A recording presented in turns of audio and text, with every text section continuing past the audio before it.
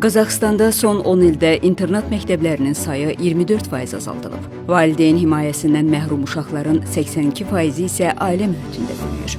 Bu barədə Qazinform İnformasiya Agentliyi Qazaxstanın Təhsil Nazirliyinə istinadən məlumat yayıb. Ölkədə deinstitutlaşma çərçivəsində qəyyumluq orqanlarında mütəxəssis sayı artırılıb və nəzarət mexanizmləri gücləndirilib. Azərbaycanda da uşaqların ailə mühitində böyüməsini təmin etmək məqsədi ilə himayədar ailə qayğı modeli tətbiq edilir. 2023-cü ildən icra olunan model uşaqların müəssisələrə yerləşdirilməsinin qarşısını almağa yönəlib. Regionlarda fəaliyyət göstərən 30-dan çox gün ərzi qayğı mərkəzi uşaqların sosial reabilitasiyasına və ailələrə psixoloji dəstəyin göstərilməsinə xidmət edir. Himayədar ailələrə verilən sağlam uşaqlar üçün aylıq 355-395 manat, əlilliyi olan uşaqlar üçün isə 650 manatadək müavinət təyin edilib. Modelin tətbiqindən bugünədək 78 uşaq himayədar ailələrə yerləşdirilib. 2025-ci ildə isə 20-si qız, 20-si oğlan olmaqla 40 uşaq himayədar ailələrə verilib.